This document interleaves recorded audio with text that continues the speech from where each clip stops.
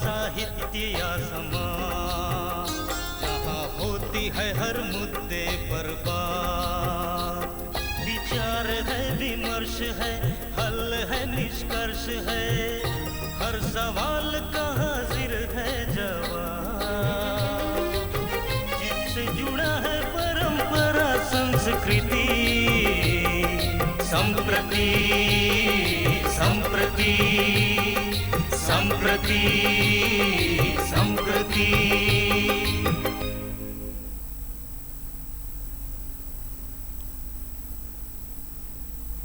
नमस्कार, मैं हूं रवि प्रकाश और यह कार्यक्रम है संप्रति।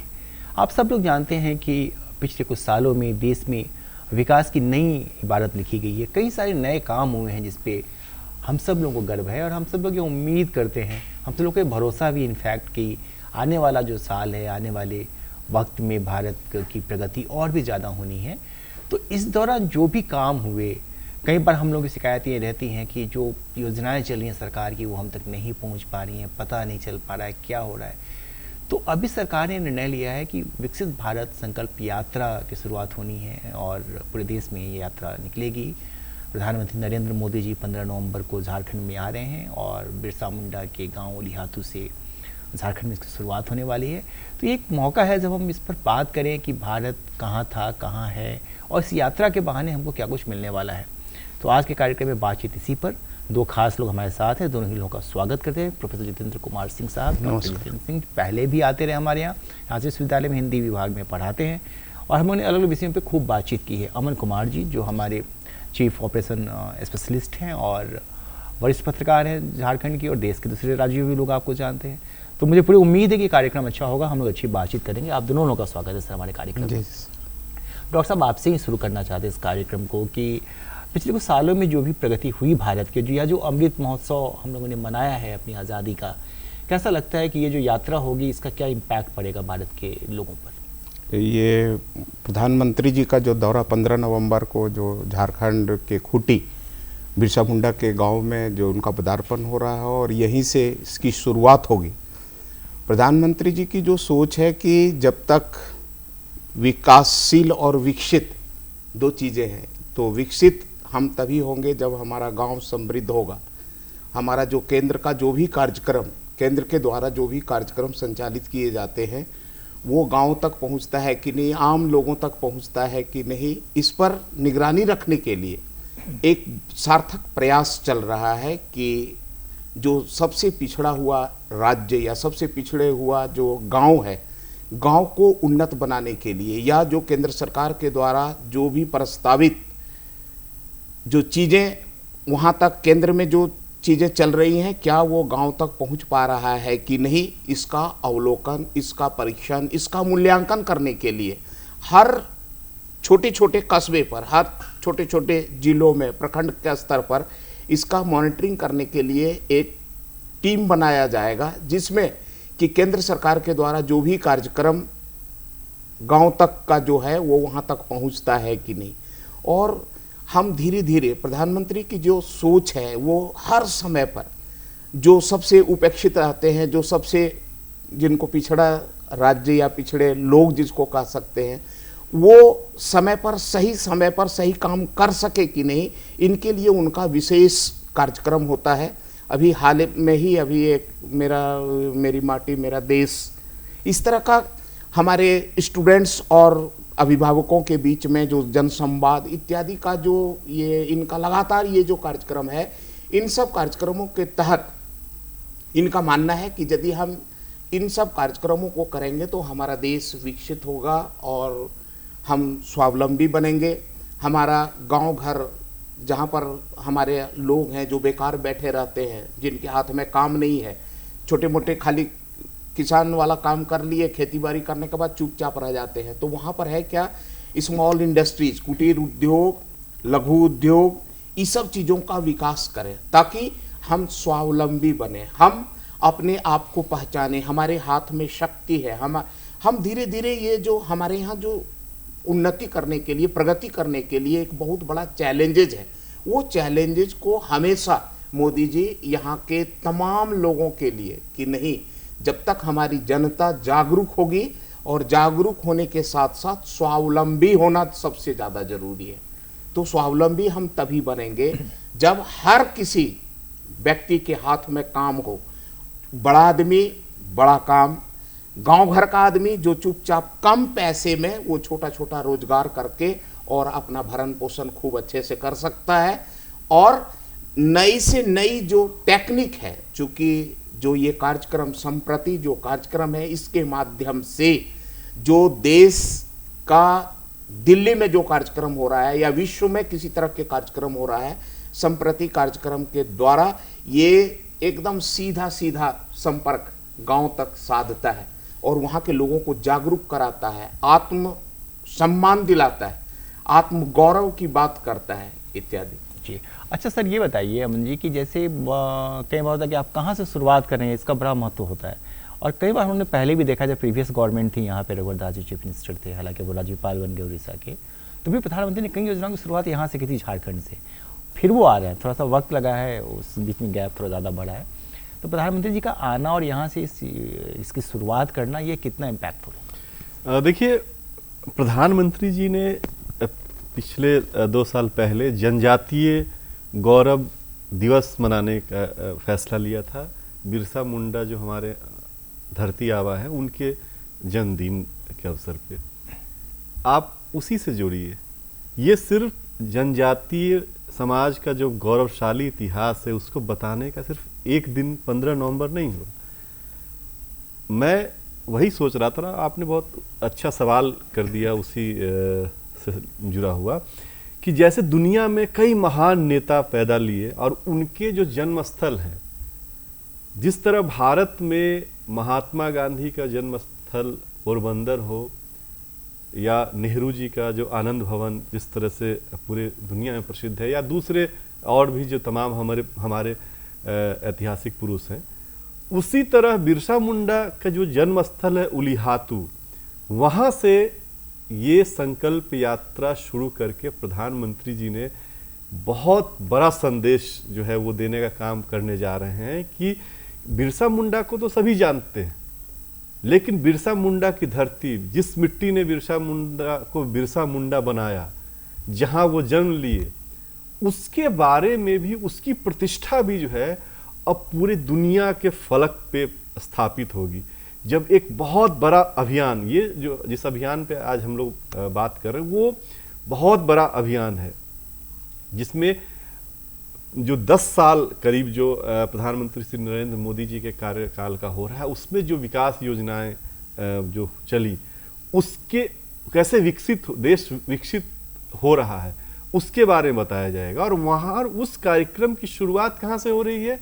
एक ऐसे सुदूर जगह जो जिला हेडक्वार्टर भी नहीं है, गुजरात या इलाहाबाद या दूसरे जो बड़े शहर जहाँ पे हमारे महापुरुषों ने जन्म लिया, वैसे वो बड़े शहर भी नहीं है, वो उलीहातू है, जहाँ पहुँचना अभी हाल तक बहुत कठिन था, लेकिन अब सरकार की योजनाओं की वजह से अच्छी सड़क बन गई है, वहाँ पे अच्छे और भी पेयजल पहुँच गया है। मतलब अब जो एक आधारभूत जीवन के लिए जो जरूरी चीज़ें हैं वहाँ अब मिलने लगी हैं। लेकिन उस सुदूर नक्सल प्रभावित जिले और क्षेत्र में प्रधानमंत्री जी जाएंगे और वहाँ से संदेश देंगे पूरे देश को कि भाई, इस देश को बनाने में सिर्फ आपका और हमारा नहीं, देश के जनजातीय समाज का भी बहुत बड़ा योगदान है। और बिरसा मुंडा की ये धरती जो है अंतर्राष्ट्रीय फलक पे स्थापित होगी। और मैं मानता हूं कि ये पुण्य भूमि, जिस तरह से दूसरे जगहों पे लोग जाते हैं, यहाँ भी आएंगे और यहाँ से एक संदेश देश को जाएगा। आज 3 नवंबर है और 12 दिनों के बाद हम लोग उनकी जयंती मनाएंगे। सौभाग्य से झारखंड ने अपना स्थापना दिवस पे उसने तय किया हुआ है, तो स्थापना दिवस भी है। राष्ट्रपति जी भी आई थी पिछले साल और एक बड़ा कार्यक्रम हुआ था। मुझे याद है कि एक बार कुछ सालों पहले जब हम गए थे वहाँ उलीहातू और लौट रहे थे और तस्वीरें खींच के रुक गए कहीं पे, तो पुलिस ने आकर कहा, जो सीआरपीएफ के लोग थे, कि रुकिए मत, इलाका ख़राब है। अब स्थिति यह है कि जो आपने ठीक ही कहा कि अब सड़कें बनी, चौड़ी हो गई, तो अब आना जाना आसान हो गया, वो परिस्थितियाँ नहीं हैं। फिर भी जो नक्सली इलाका है, खासकर उलीहातू जैसा या झारखंड के दूसरे जो छोटे छोटे गांव हैं जहाँ पे लोग रहते हैं, इस पे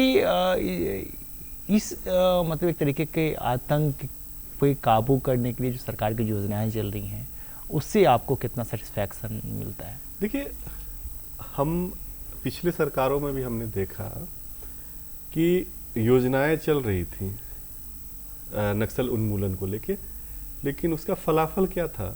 आप 2-3 साल पहले की बात कर रहे हैं, उससे पहले तो आप जाना मुश्किल था। आप अगर बाहर गेस्ट हैं और उस गांव में जा रहे हैं तो आपको उस गांव में शायद ही ठहरने को मिलता था, आप पहुंच ही नहीं पाते थे शाम होने के बाद। लेकिन अभी हाल फिलहाल में मैं खूंटी भी गया था, शाम में लौटा 7-8 बजे, देखें चहल पहल बाजारों में। तो प्रधानमंत्री जी ने दरअसल ऐसे पिछड़े जिलों को, ऐसे जो उपेक्षित जिले थे, उनको आकांक्षी जिला घोषित किया। और तो आप सिर्फ हथियार के बल पे किसी आंदोलन को तो ठीक है दबा रहे हैं, हम उनका सफाया भी कर रहे हैं, लेकिन उसके पैरेलल आपको जो है ना विकास योजनाओं को भी चलाना होगा, आम लोगों का विश्वास जीतना होगा, और जो लोग मार्ग भटक गए हैं उनकी वापसी कैसे हो। और क्योंकि वो तो कोई बाहरी आदमी नहीं, वो हमारे ही भाई हैं, तो उनको कैसे हम समाहित करें, उनको कैसे हम सही तस्वीर बताएं देश का। और आप 13 करोड़ लोगों तक जो है टैप का पानी, जो आप खूंटी की बात कर रहे हैं और उलिहातू की बात कहें या कहीं भी जो सुदूर वाले इलाके, लातेहार, पलामू, जो भी नक्सल प्रभावित क्षेत्र है, अब उन गांवों में भी ना टैप से पानी आ रहे हैं घरों में।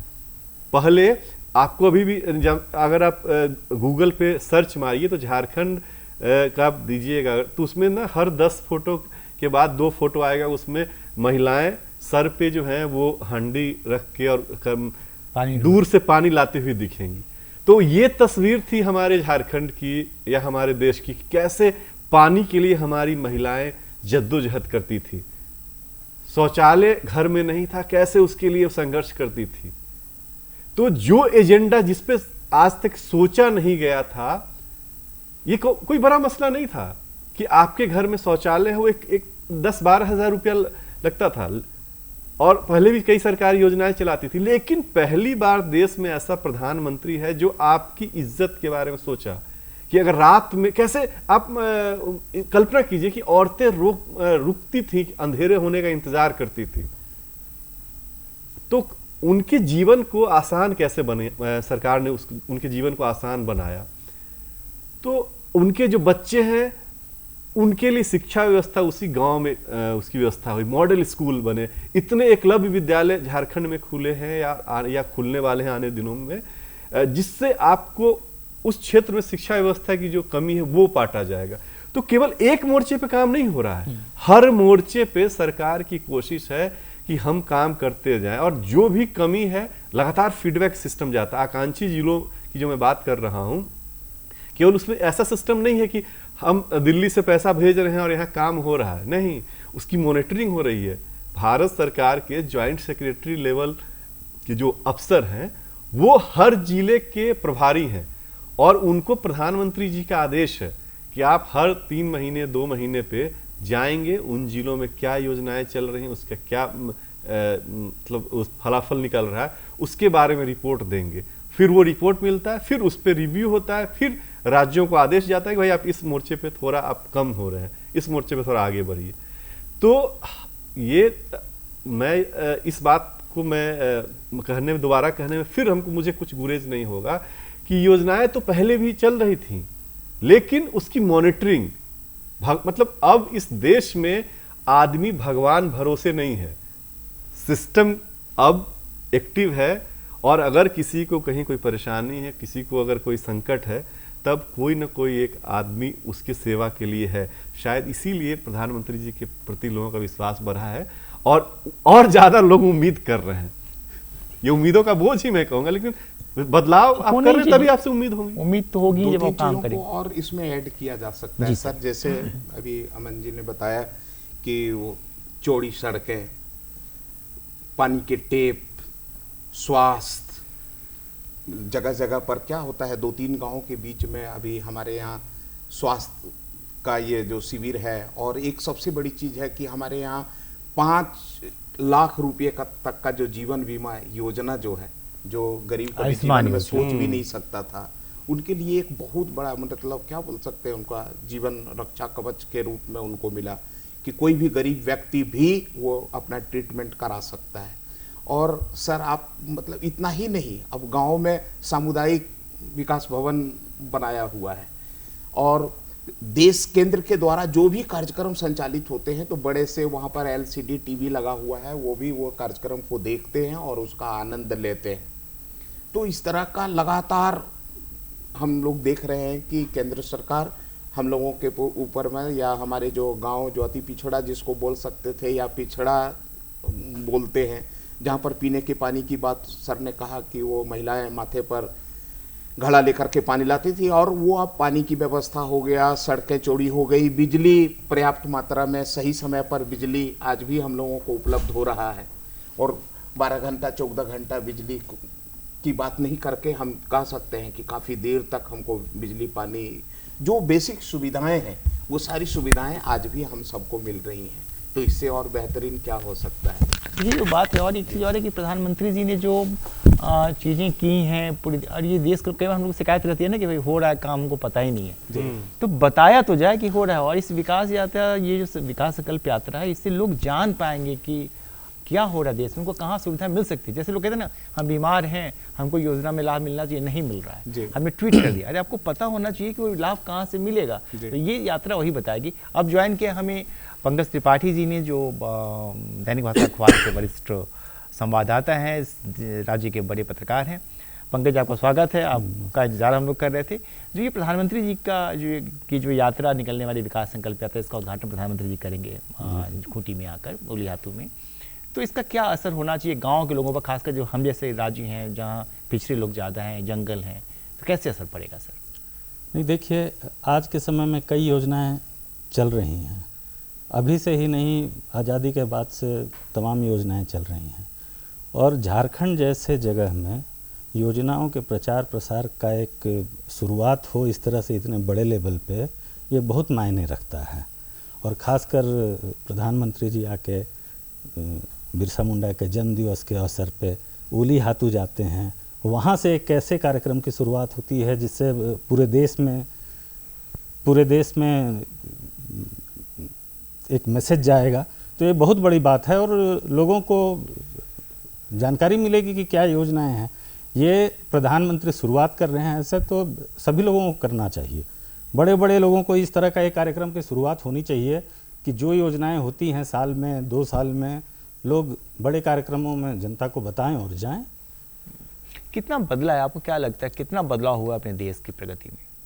देखिए, देश की प्रगति में पिछले, आप आज़ादी के बाद से अभी तक जितना देखें, जितना बदलाव पिछले 50 साल में हुआ होगा, उससे अधिक बदलाव पिछले 10 साल में हुआ है।